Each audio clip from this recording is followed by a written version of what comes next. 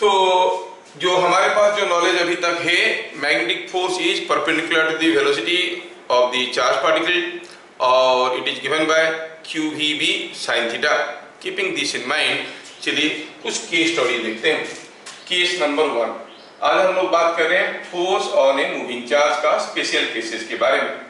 Case number 1 क्या case है? A charge particle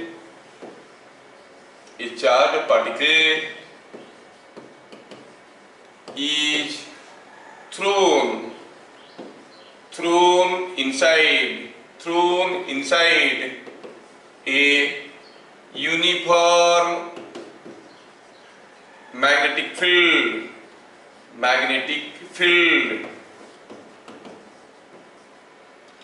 in a direction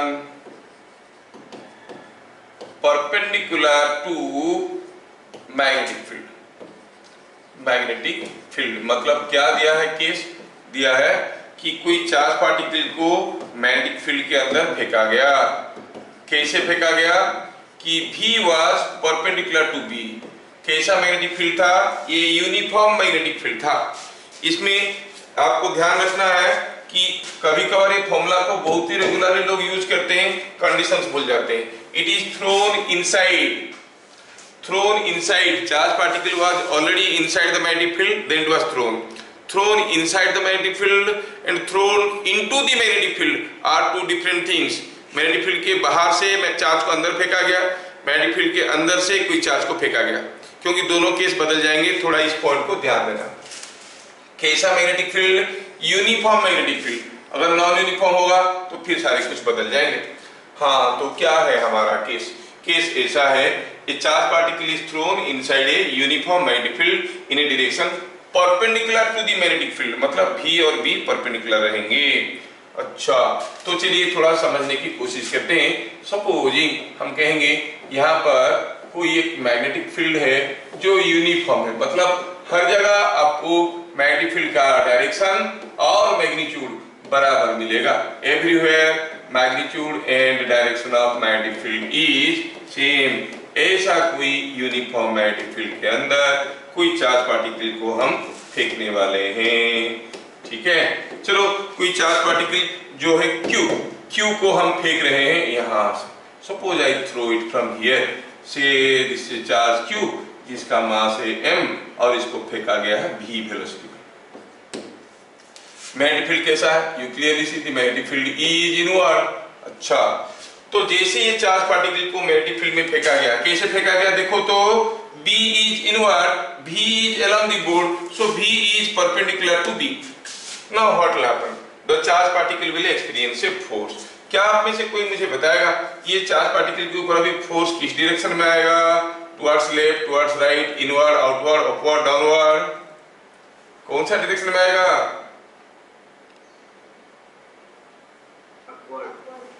upward आएगा। ये फिंगर्स अंदर की तरफ हुए, thumb indicates the direction of velocity of positive charge, force will be like this, force will be like this. अगर force ऐसा होगा तो चलो मानते हैं कि इसके ऊपर फोर्स आया ऐसे। आप जानते हो कि ये जो मैग्नेटिक फोर्स है, that is what is the reason for which this moves in a circular path and such a force is called centripetal force। और सेंट्रीपिटल फोर्स क्या होता है बताओ? ये परपेंडिकुलर टू वेलोसिटी तो होता ही है, but it is always directed towards centre of the circle. तो एक चीज तुरंत आपके दिमाग में आना चाहिए कि अभी ये कुछ सर्कुलर पाथ में घूमने की कोशिश करने वाला है जिसका सेंटर इस लाइन पे कहीं है। कहाँ है मालूम नहीं है, but in this direction it is somewhere. अच्छा, तो क्या होगा? जैसे ये चार्ज पार्टिकल इधर जा रहा था, आपने खींच लिया, ये घूमने की कोशिश करेगा ऐसे। जैसे घूमते घूमते वो यहाँ पे आ गया, चार्ज पार्टिकल अभी यहाँ पर आने के बाद इधर जाने की कोशिश कर रहा है, लेकिन अभी इसके ऊपर फोर्स कैसे आ रहा है? देखिए, force is like this, the force is in this direction. ओ, तो फिर ये और मुड़ेगा इसको, the force is continuously perpendicular to the velocity. तो क्या होगा? ये ऐसे मुड़ते मुड़ते मुड़ते मुड़ते सर्कुलर पाथ में घूमते हुए फिर से वापस आ जाएगा। तो सर्कुलर पाथ में घूमने का कंडीशन आपके सामने आ गया है ना, when V is perpendicular to B। ये सर्कुलर पाथ में घूमते हुए आ गया, और ये फोर्स भी डायरेक्टेड टुवर्ड सेंटर है, ये फोर्स भी डायरेक्टेड टुवर्ड सेंटर है। तो कहां है सेंटर? दोनों फोर्स जहां इंडिकेट कर रहे हैं, their line of actions are intersecting here, so this will be the center around which the charged particle moves in a circular path। ये बात है। तो जो हमें समझ में आया उसको भी हम लिस्ट करेंगे, ये बहुत ही इंपॉर्टेंट आर्टिकल है, ठीक है। So what are the observations? Observations लिखेंगे। Bit number 1, the particle moves in a circular path, the particle moves in a circular path। हाँ ठीक है, ये पार्टिकल जो है सर्कुलर पाथ में मूव करेगा, ये हमें समझ में आ गया, ठीक है। अगर सर्कुलर पाथ में मूव करेगा तो उसका स्पीड बढ़ेगा कि घटेगा? जैसे जैसे सर्कुलर पाथ में मूव करेगा, जैसे जैसे ये सर्कुलर पाथ में मूव करेगा, the velocity will remain same और चेंज। वेलोसिटी सेम होगा कि बदलेगा? बताइए, डायरेक्शन बदल रहा है तो वेलोसिटी बदलेगा।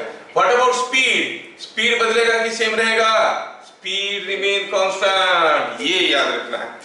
तो दूसरा हुआ speed of particle, speed of particle remain constant. अच्छा, ये सब चीजें हैं एमसीक्यू टाइप की क्वेश्चन के लिए।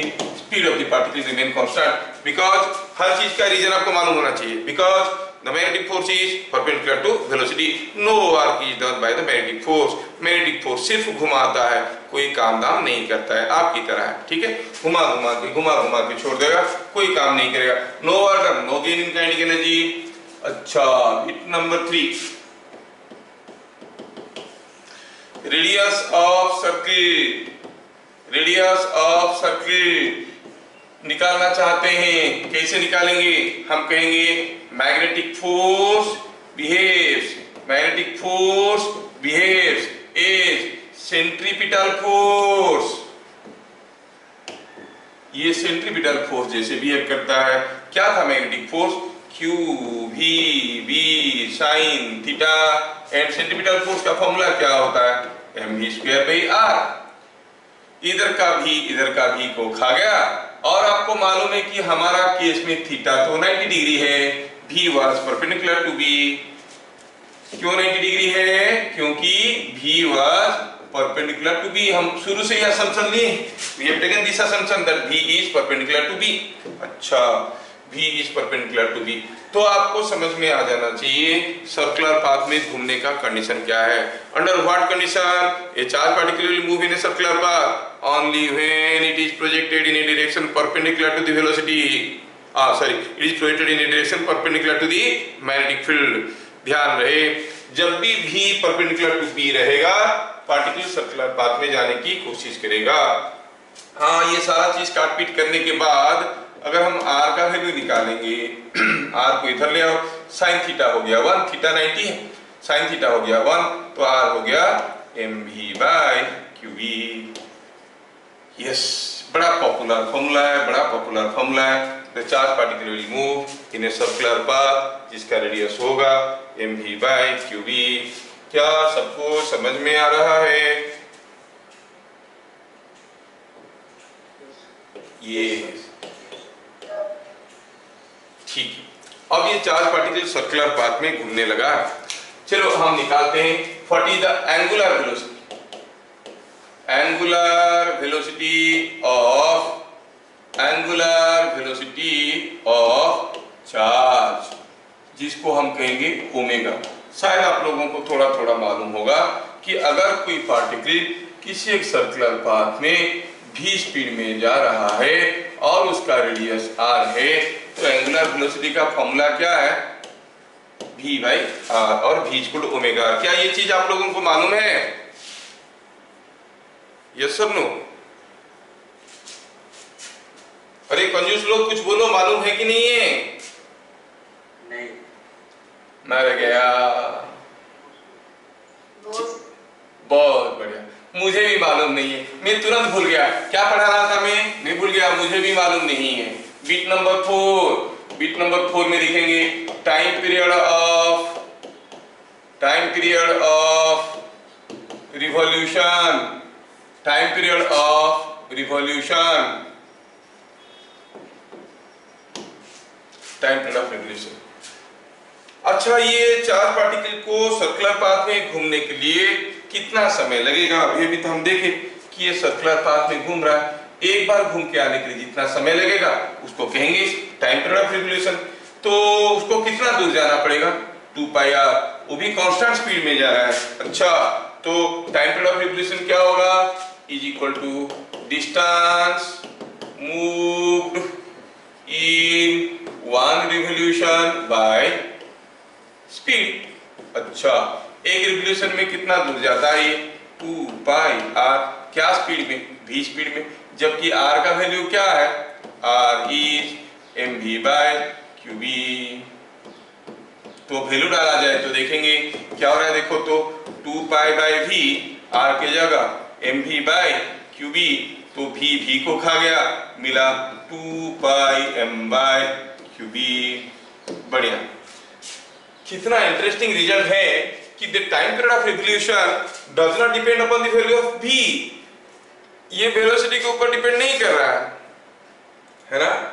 किसी एक मैग्नेटिक फील्ड में अगर किसी एक चार्ज पार्टिकल को धीरे से फेंकोगे तो छोटा सर्किल करके वापस आएगा, क्योंकि रेडियस का फॉर्मूला क्या था, रेडियस का फॉर्मूला था mv by qv, it will make a small circle and come back, ठीक है।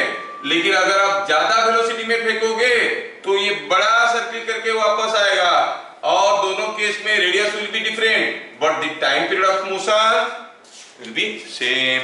धीरे से फेंको, एक बार घूम के आने के लिए जितना समय लगता है, जोर से फेंको, एक बार घूम के आने के लिए उतने ही समय लग रहा है। That becomes a very interesting fact to be discovered. So remember that t, time period of revolution को हम t कहेंगे। सो t does not depend, or t is independent of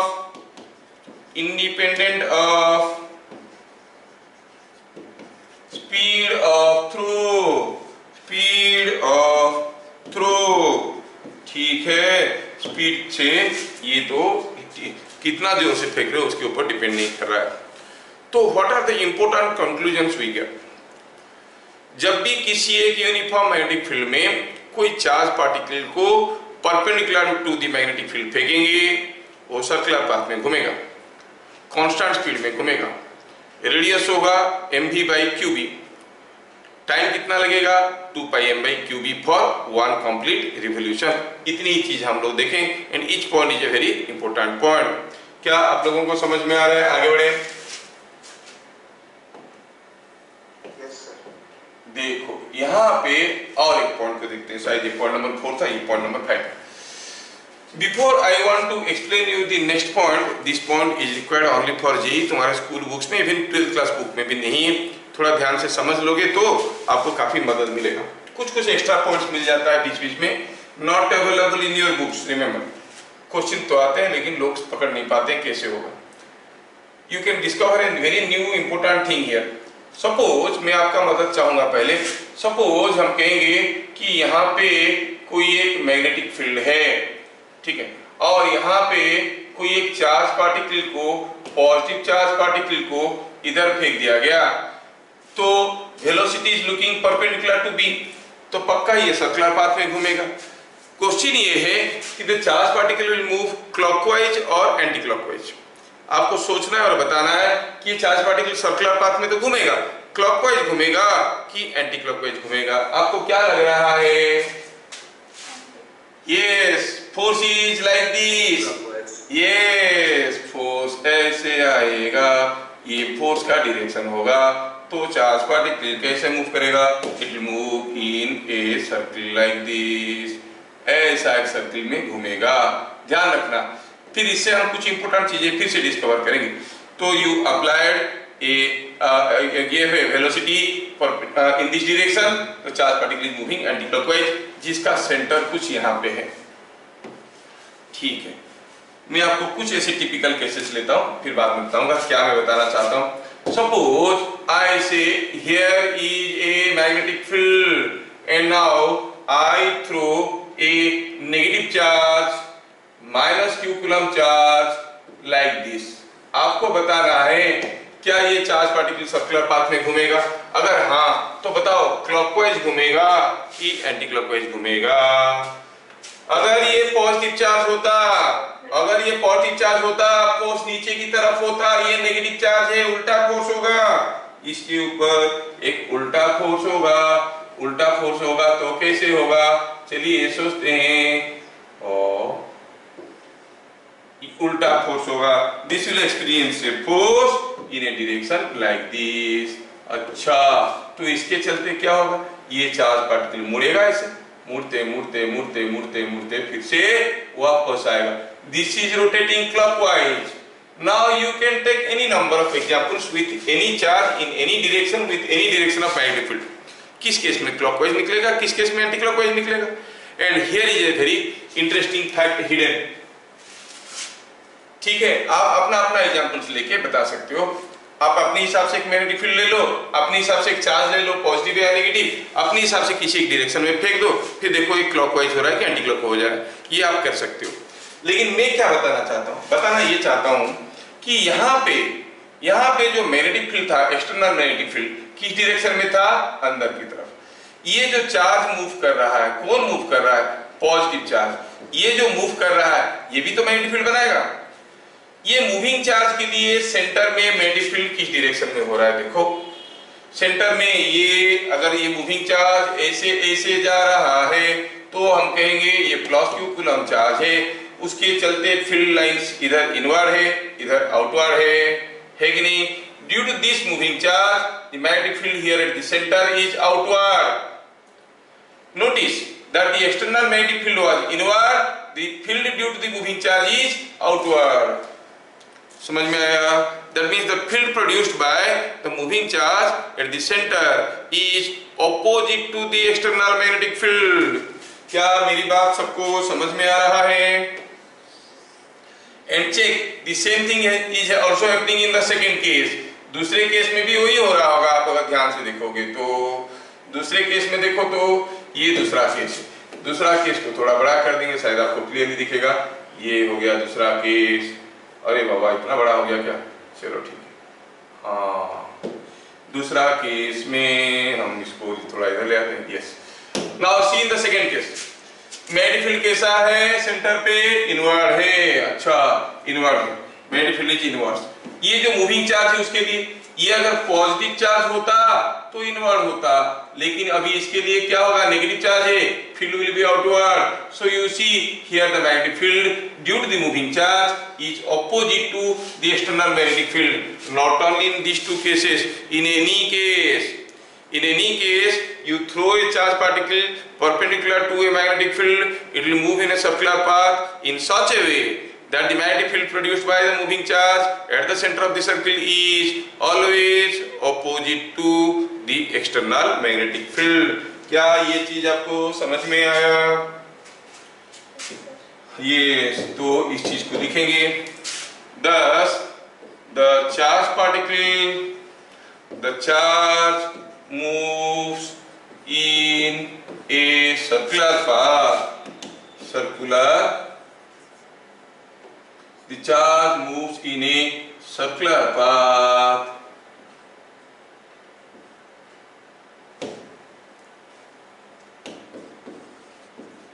In such a way that the magnetic field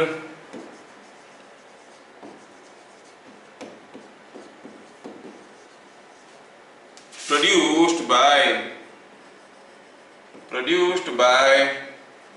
the moving charge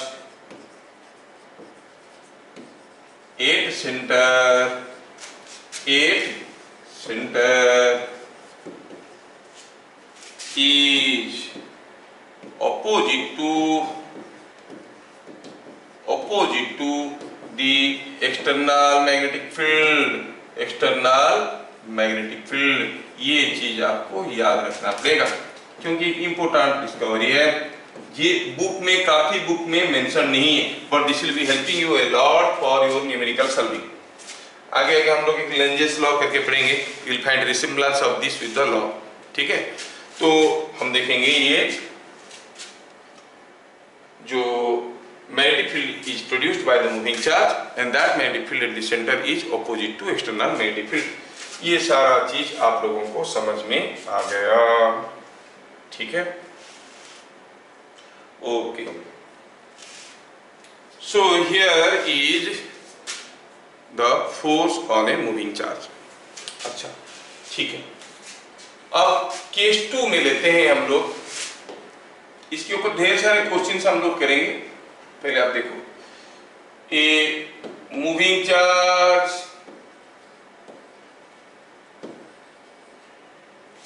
was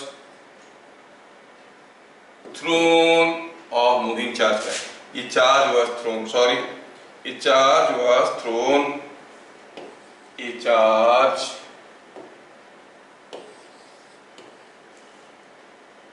was thrown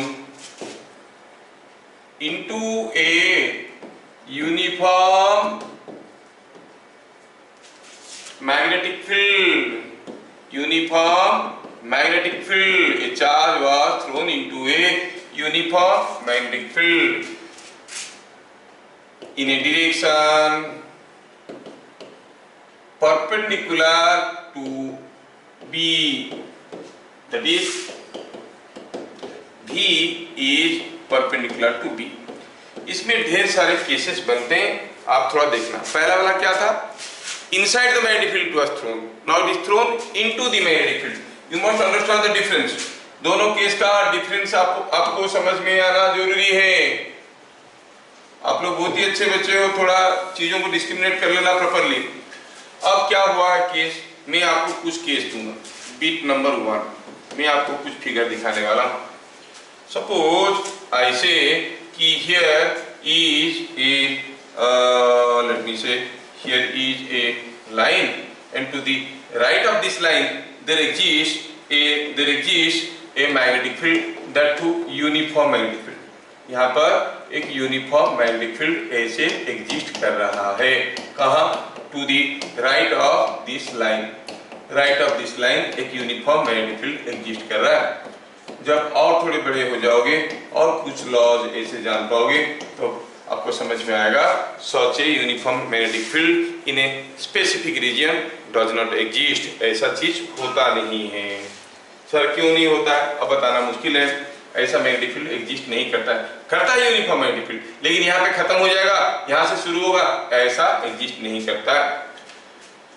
anyway, क्यों नहीं करता बताना थोड़ा मुश्किल है अभी, आपकी जितना नॉलेज बेस है। तो फिलहाल ये जो मैग्नेटिक फील्ड है, ऐसा एक मैग्नेटिक फील्ड में मैं कोई एक चार्ज पार्टिकल को फेंक रहा हूं। कैसे फेंक रहा हूं, पहला केस ले आऊं, कोई चार्ज पार्टिकल को, चार्ज Q है, मास M है, उसको V वेलोसिटी में फेंक दिया। अब क्या होगा, पूछो इस चार्ज से तेरा क्या होगा कालिया, बोलेगा अरे हम जैसे अंदर घुसेंगे ये मैग्नेटिक फील्ड तो तुरंत मेरे को उल्टा फोर्स लगाता है, किस डायरेक्शन में, परपेंडिकुलर टू माय वेलोसिटी। तो ये मूविंग चार्ज है, चार्ज इधर जा रहा है, फोर्स ऐसे होगा, तो हम कहेंगे it will experience a force. That means this charge particle is going to move in a circular path for which this force is going to behave as the centripetal force। That means for the path to be followed by moving charge, the center will be somewhere on this line। ये चीज आपको समझ में आना चाहिए। तो इसी line पे किसी एक पॉइंट में अपना सेंटर रखते हुए ये चार्ज घूमेगा, ऐसा घूमेगा, ऐसा घूमेगा, घूमेगा घूमेगा घूमेगा, ऐसे आएगा, और ऐसे करके जैसे एक बार बाहर आया तो फिर तो भाग जाएगा, क्योंकि no other magnetic field is available. तो it follows half a circle and comes out. समझ में आया क्या? वो आपको ये टिपिकल न्यूमेरिकल है जिसको मैं थ्योरी रूप में आपको देना चाहता हूँ। ये ऐसे घूमेगा, घूम के निकल के आ जाएगा। तो इस पाथ में बिट नंबर 1 में रेडियस क्या होगा, रेडियस क्या होगा, रेडियस हो जाएगा, वही सर्कुलर पाथ में जा रहा है तो mv/qb। अब भी रेडियस हो जाएगा mv/qb। हम बात कर रहे हैं केस 2 का बीट ए का बारे में।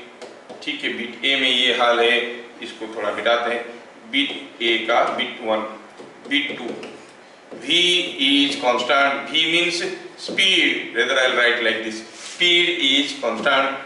तीसरा क्या है, तीसरा क्या है, कितना समय लगेगा? क्या कोई पहलवान मुझे बताएगा how much time it will take to come out from the field? Charge q, yes, pi m by qb, pi m by qb। याद रखो, जब भी किसी एक मैग्नेटिक फील्ड के अंदर कोई चार्ज को फायर करेंगे परपेंडिकुलर टू द वेलोसिटी, वो जाके ब्यूमरैंग की तरह वापस आएगा। ये बहुत इंपॉर्टेंट है। बाहर से अगर फायर किए तो पक्का वो बाहर आ जाएगा। ठीक है, तो हम कहेंगे Q bounces back from the field, from the magnetic field. ये सारे चीजें आपको समझना चाहिए। मैग्नेटिक फील्ड ये यहां से निकल के आएगा। अच्छा, खत्म नहीं हुआ, और भी देखना है, खत्म नहीं हुआ है। Beat number 4, time of motion, time of motion in magnetic field, in magnetic field. Magnetic field में टाइम ऑफ मोशन क्या हो जाएगा? Is equal to pi m by Q B, क्योंकि पूरा घूम के आने के लिए 2 pi m by Q B होता था। ये आधा सर्किल है तो pi m by Q B. वो क्या पूछेंगे, एक चार्ज q मास m को किसी एक मैग्नेटिक फील्ड के अंदर फायर किया गया, v वेलोसिटी में फायर किए तो 10 सेकंड के बाद वापस आया। 2v में फायर करेंगे, कितना समय के बाद वापस आएगा? उतने ही समय के बाद वापस आएगा। Are you getting my points? It is independent of v, independent of, ये चीजों को पकड़ना, ये सब चीज इंपोर्टेंट है। कुछ ही अच्छा इंटरेस्ट करना चाहोगे तो इंडिपेंडेंट, इंडिपेंडेंट ऑफ v। ठीक है, अच्छा, and last, average velocity, average velocity of q in magnetic field. Magnetic field में एवरेज वेलोसिटी क्या होगा? ये और भी इंटरेस्टिंग चीज है। क्या होता है एवरेज वेलोसिटी का formula? Total displacement by total time. ये सब लोगों को मालूम है, टोटल टाइम। चलो देखते हैं, देखते हैं टोटल डिस्प्लेसमेंट क्या हुआ। थोड़ा प्यार से देखो तो, हम यहां से फेंके, ये यहां से निकला, मैग्नेटिक फील्ड में जब मूव किया तो यहां से यहां तक गया। पाथ सेमी सर्कुलर था, क्योंकि हम ऐसे फायर किए थे। फिगर में दिखा देते हैं, हम ऐसे फायर किए थे at an angle 90 degree to the boundary line. कोई जरूरी नहीं है कि हम ऐसे फेंकेंगे। हम जब ऐसे फेंके थे v परपेंडिकुलर टू b था, लेकिन ऐसे फेंकेंगे बोल के कहीं कंडीशन में नहीं लिखा है। फिगर में देखो, कंडीशन में कहीं नहीं लिखा है कि v is perpendicular to the boundary. You see v में भी like this also, like this also, किसी भी डायरेक्शन में हो सकता है। अगर v ऐसे हुआ तो क्या होगा, ये हम देख रहे हैं, as shown in figure, as shown in figure। इतना तो लिख सकते हैं, v is perpendicular to the boundary, ये बाउंड्री जिसके दूसरे तरफ मैग्नेटिक फील्ड है। तो क्या हुआ, ये सेमी सर्कुलर पाथ में घूम के आया। क्या हुआ डिस्प्लेसमेंट यहां से यहां तक? अरे यहां से यहां तक तो रेडियस है, तो यहां से यहां तक क्या होगा? डबल ऑफ द रेडियस, है ना, 2r। अच्छा, तो हम कहेंगे it is equal to 2r। Time कितना था? It was pi m by qb, है ना, पाई m बाय qb, जबकि r का वैल्यू आपको मालूम है mv बाय qb। अच्छा, चलो वैल्यू डालो, देखो क्या आ रहा है, 2 बाय पाई m, ऊपर रहेगा qb, r की जगह लिखेंगे mv बाय qb। मारपीट करो, क्या मिला?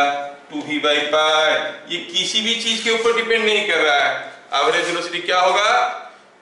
It simply depends upon with what speed it was thrown, neither on charge, neither on mass, nor on magnetic field। किसी भी चीज के ऊपर डिपेंड नहीं कर रहा है, depends only on the speed of throw into the magnetic field। क्या ये बात सबको समझ में आ रहा है?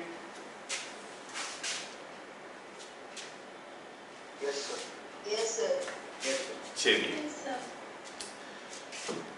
तो ये केस 2 हम लोग देख लिए। केस 2 का कौन सा बिट देखें? Bit A shown in figure, मतलब ये केस को। अब मैं ये केस को रिपीट करना चाहूंगा थोड़ी दूसरे तरीके से। बिट बी में भी वही केस है, लेकिन कोई चार्ज पार्टिकल को हम यहाँ पे दो अलग अलग केस ले लेंगे। ये है कोई मैग्नेटिक लाइन, बाउंड्री लाइन। इस बाउंड्री लाइन के उधर को मैग्नेटिक फील्ड अवेलेबल है, थोड़ा मैं मैग्नेटिक फील्ड को बनाऊं, उसके बाद दोनों केस यहाँ पे देख लेंगे। ये कोई एक यूनिफॉर्म मैग्नेटिक फील्ड है, इस यूनिफॉर्म मैग्नेटिक फील्ड में हम चार्ज पार्टिकल फेंकना चाहते हैं। पहला केस में जब चार्ज पार्टिकल फेंके थे, the velocity of the charge particle was not only perpendicular to the magnetic field, was also perpendicular to the boundary of this magnetic field, मतलब perpendicular to this line था। अब हम चलो फेंकते हैं, when the velocity is not perpendicular to the boundary of the magnetic field। ठीक है, अब क्या होगा चलो देखते हैं। पहला केस में थ्रो करते हैं हम कुछ चार्ज पार्टिकल को, कोई एक चार्ज पार्टिकल है Q, अब इसको हम थ्रो करना चाहते हैं ऐसे, Q को हम थ्रो करना चाहते हैं, Q हम थ्रो कर दिए ऐसे। दूसरा केस में चलो हम थ्रो करना चाहते हैं इसको कुछ ऐसे। अच्छा, इसको पहले ड्रॉ कर लेते फिर देखेंगे। इस केस में जैसे ये चार्ज पार्टिकल अंदर घुसा, तुरंत इसके ऊपर मैग्नेटिक फोर्स आएगा, फील्ड इज इनवर्ड और velocity is like this, force will be like this. इसका मतलब तुरंत इस चार्ज के ऊपर एक फोर्स आने लगेगा जो कि इस डायरेक्शन में है, और आप जानते हो कि this force behaves as the centripetal force and that is always directed towards the centre. That means ये अभी ऐसा एक सर्कुलर पाथ में घूमने वाला है जिसका सेंटर इधर कहीं है। तो होगा, सोचो क्या, ये ऐसे जाएगा, ऐसे निकलेगा, और जैसे इसे बाहर आया तो भाग गया। Are you getting? This charge particle will go like this and come out like this. Case बदल देता हूं। चलिए मैं कोई एक दूसरा चार्ज पार्टिकल को इसके अंदर फेंकता हूं। चलिए मैं और एक तीसरा केस लेता हूं। Here is a charge particle Q of mass m, ठीक है, Q और मास m का कोई एक चार्ज पार्टिकल है, इसको मैं थोड़ा ऐसे फेंकता हूं। देखो क्या हो रहा है। सपोज मैं इसको इसके अंदर फेंकता हूं with velocity v, you must be able to see how is going to be the path। जैसे ये अंदर घुसा, तुरंत इसके ऊपर मैग्नेटिक फोर्स आया, वेलोसिटी ऐसे था, फील्ड अंदर था, force was like this, it experiences a force in this direction. मतलब अभी ये एक सर्कुलर पाथ में घूमने वाला है जिसका सेंटर इधर कहीं है, this is the centripetal force, centre इधर कहीं है, तो ऐसा कोई सेंटर के चारों तरफ ये घूमेगा, तो कैसा घूमेगा, ऐसा घूमेगा, ऐसा घूमेगा, ऐसा घूमेगा और इधर निकले। Are you getting? So the path followed by different charge particles I am trying to show you here. Different charge particle का path कैसे होगा? ये मान लो Q1 था, ये Q2 था, Q2 ऐसे जा रहा है, Q1 ऐसे निकल रहा है, ठीक है। क्या लिखेंगे? When velocity of charge is not perpendicular to mn, mn कौन है? ये बाउंड्री का नाम दे देते हैं mn। The path followed by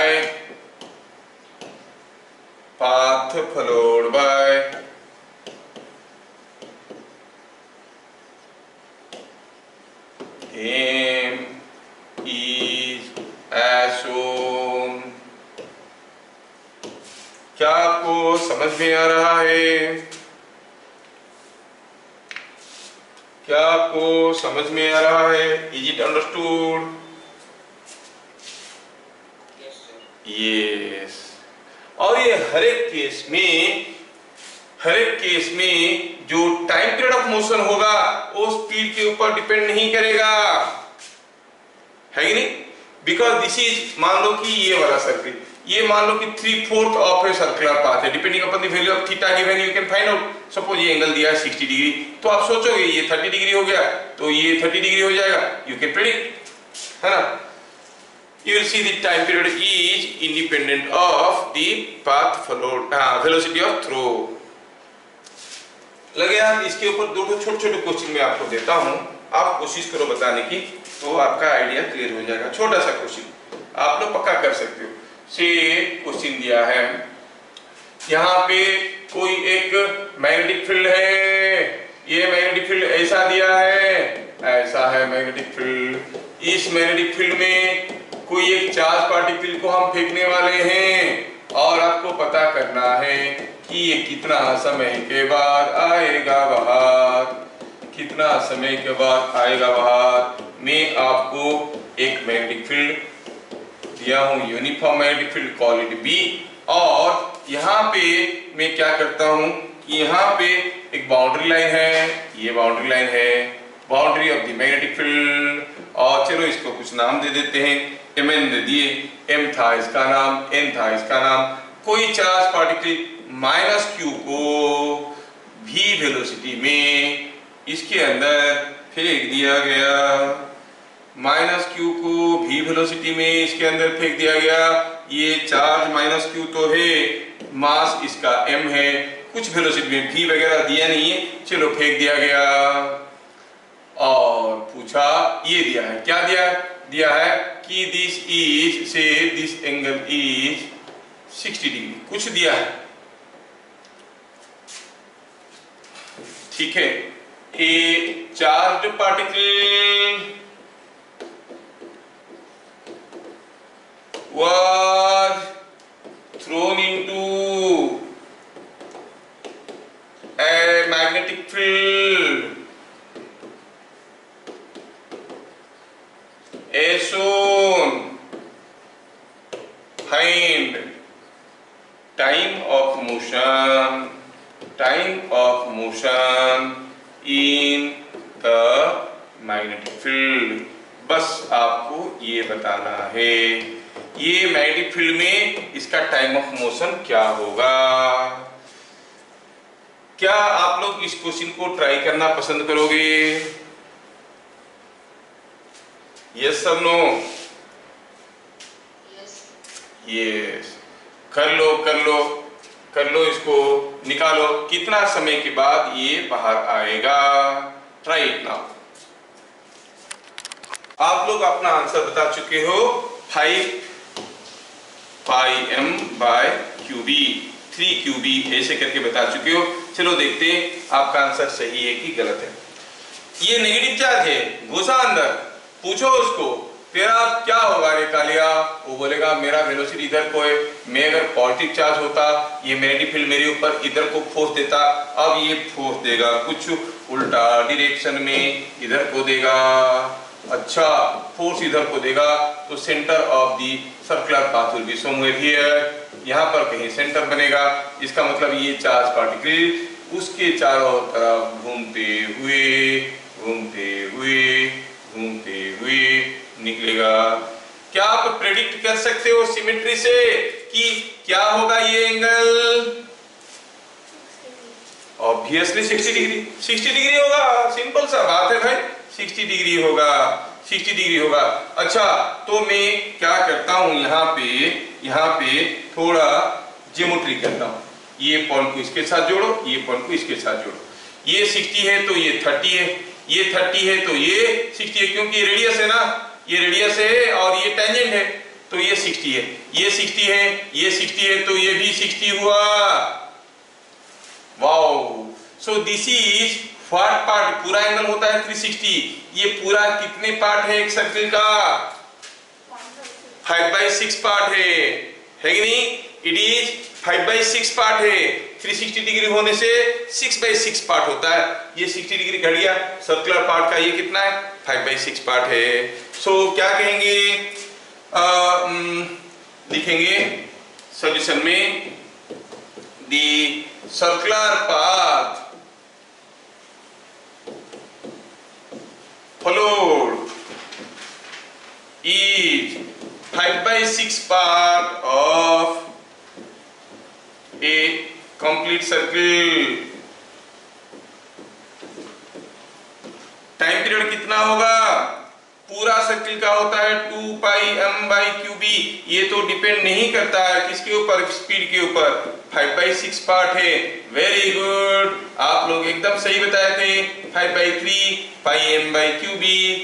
तालियां जो लोग बताए आंसर उनके लिए, बहुत बढ़िया, मस्त। क्या सबको समझ में आ गया? Is it understood? यस, चलिए आगे बढ़िए। नेक्स्ट क्वेश्चन में मैं पूछ रहा हूं क्या कि बताओ कि यहां पे कोई एक मैग्नेटिक फील्ड है। ऐसा एक मैग्नेटिक फील्ड में, चलो मैं मैग्नेटिक फील्ड का डायरेक्शन बताता हूं। Magnetic field is uniformly available here in a direction perpendicularly outward. ठीक है, तो पूछा है A M N here a uniform magnetic field exists to the right of Mn. 3 similar charged particles, 3 similar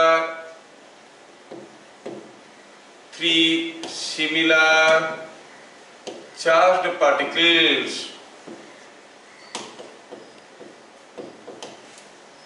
were thrown into the field. अच्छा, find which one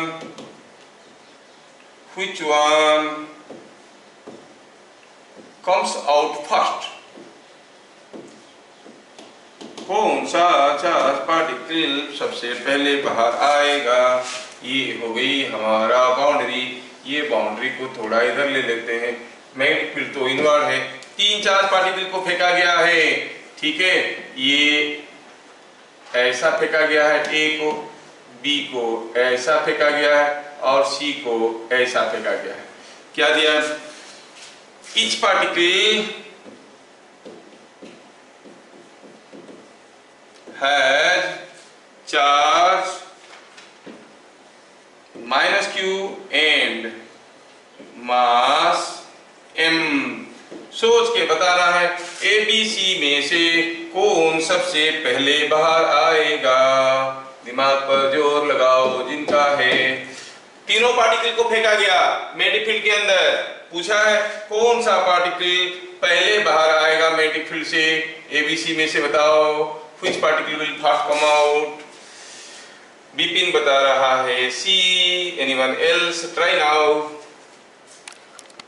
So many of you answered it to be C. मैं अब देखना चाहता हूं क्या होगा answer. Magnetic field कैसा है? बाहर की तरफ है। इनका स्पीड के बारे में कोई जानकारी नहीं है। स्पीड के बारे में कोई जानकारी नहीं है। अच्छा, ये बात है। तो फिर चलो सोचते हैं कि मैग्नेटिक फील्ड बाहर की तरफ है। मैग्नेटिक फील्ड बाहर की तरफ कैसे सोचते हैं? कभी कभार ना हाथ ऐसे करके सोचने में, ऐसे करके सोचने में दिक्कत होता है। तो थोड़ा सोचो, फील्ड ऐसे बाहर की तरफ है और ये जो चार्ज है, अगर फील्ड ये अगर मान लो पॉजिटिव चार्ज होता, ये अगर पॉजिटिव चार्ज होता तो ये इधर जाने से फोर्स इसके ऊपर कैसे होता? फील्ड बाहर की तरफ है और पॉजिटिव चार्ज नीचे जा रहा है तो फोर्स इधर को होता, लेकिन है नेगेटिव चार्ज, मतलब इसके ऊपर फोर्स इधर को आने वाला है। इसके ऊपर फोर्स कैसे आने वाला है? ये फील्ड बाहर की तरफ है, अगर पॉजिटिव चार्ज होता फोर्स डाउनवर्ड होता, है नेगेटिव चार्ज, फोर्स आएगा ऐसे। इसके ऊपर ऑब्वियसली ये फोर्स इधर को आ जाएगा, तो this will be coming out like this, this will be coming out like this, this will be coming out like कैसे, ऐसे। तो सबसे ज्यादा समय लेगा कौन? C. Answer C is correct. क्या जिनका नहीं हुआ था उनको समझ में आ गया?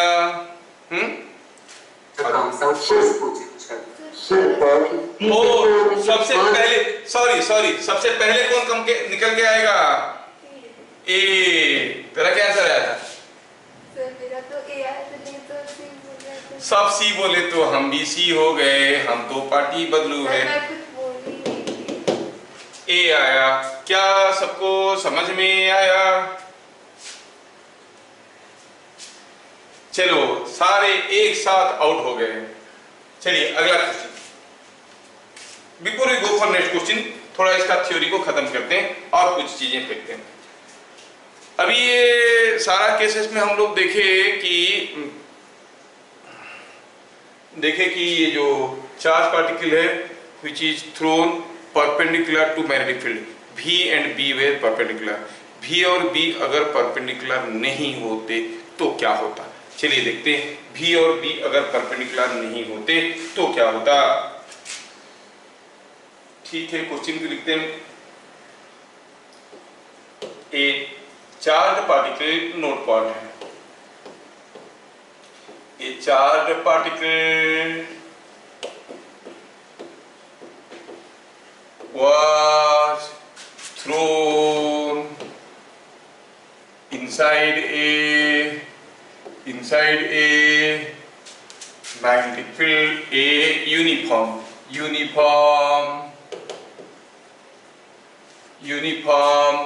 magnetic field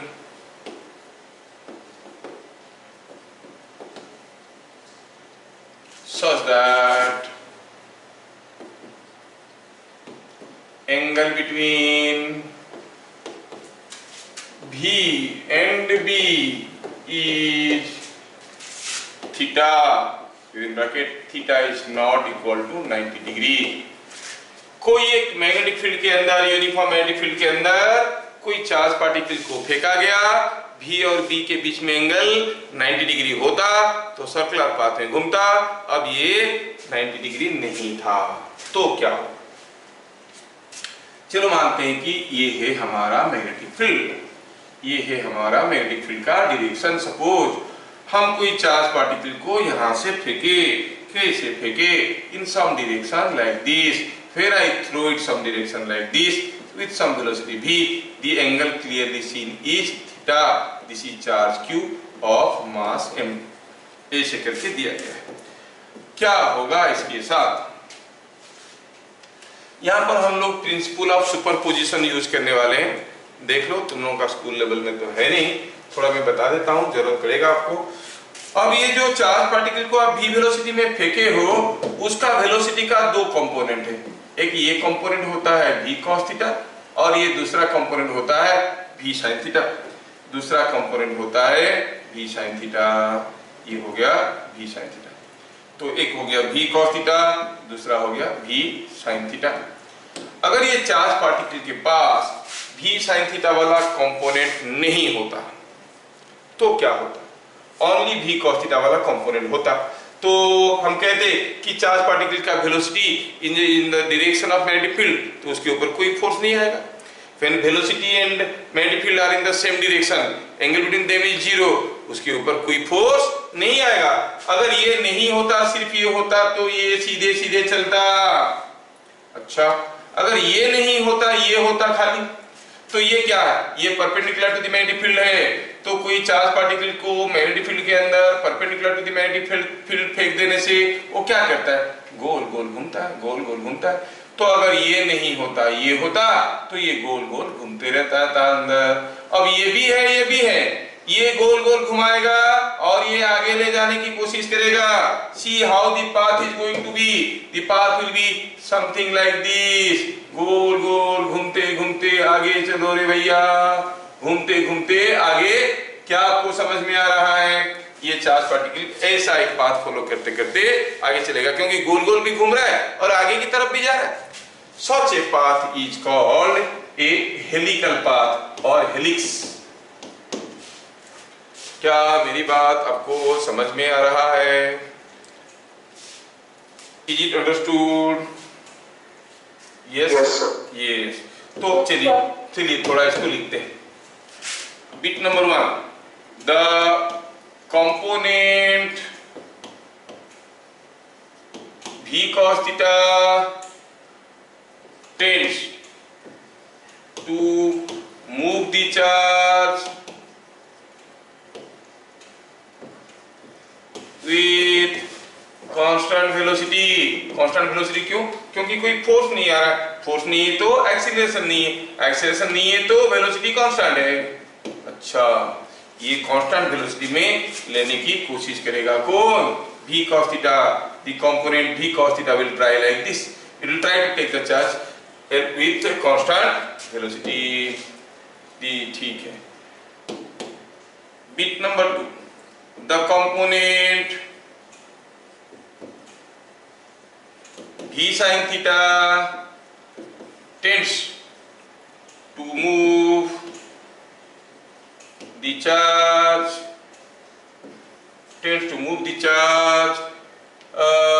in a circle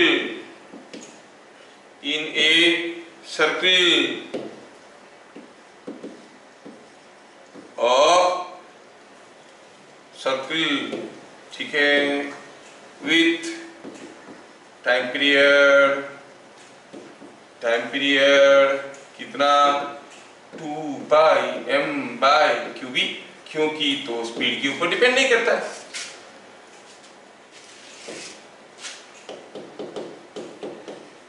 As a combined effect,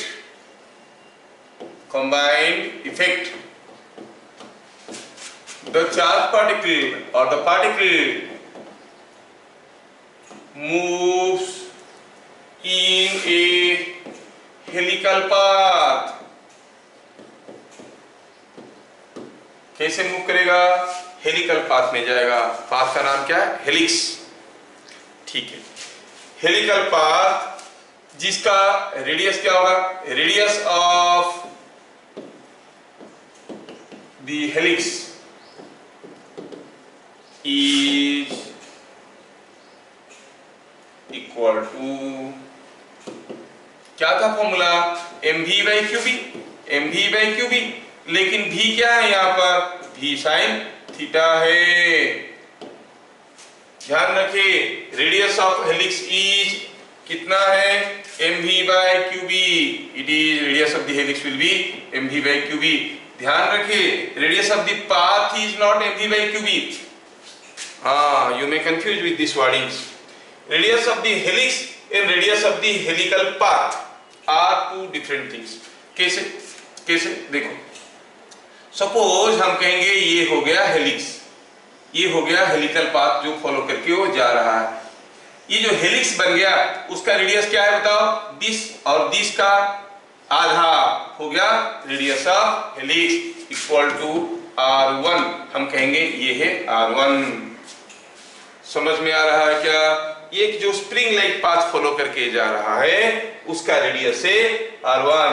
लेकिन radius of the helical path मतलब यहाँ पर देखो ये वाला सेक्शन, ये जो सेक्शन जा रहा है इस रास्ते का radius is something different from the radius of this helical path और helix.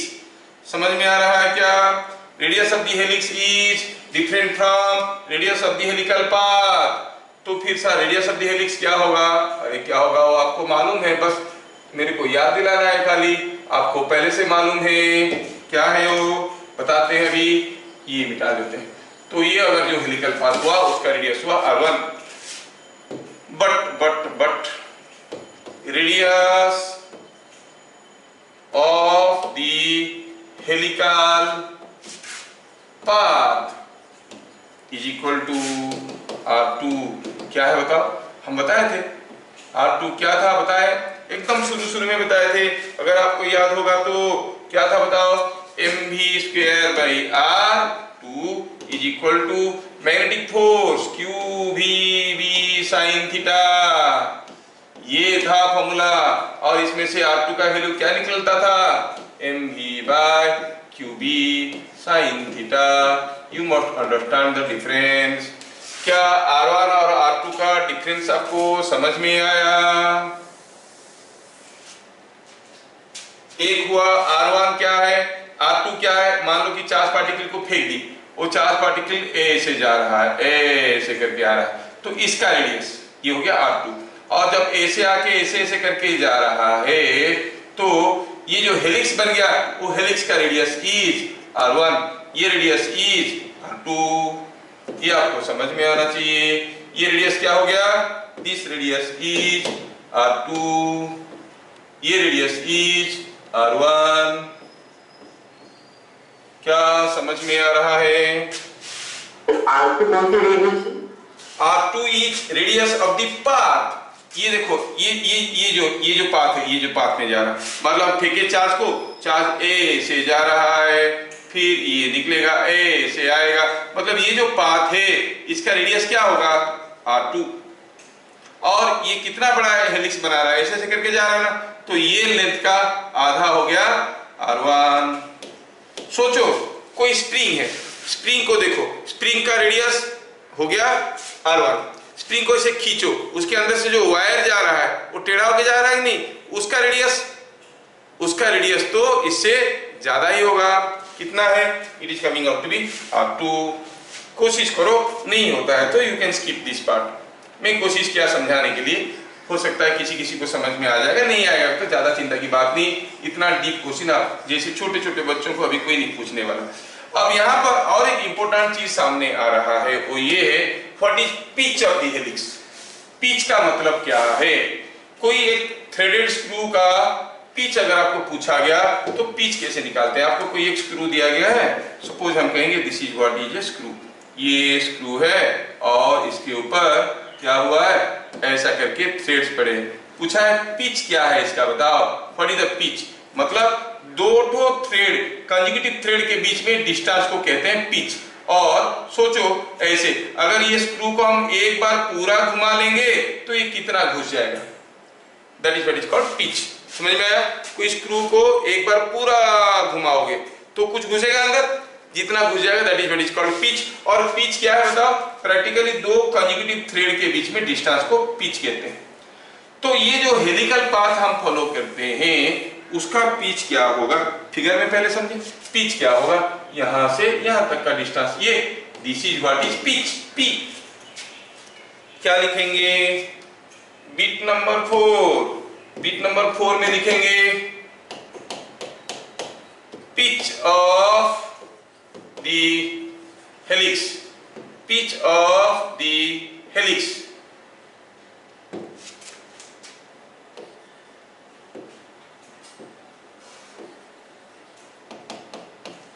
is the axial advance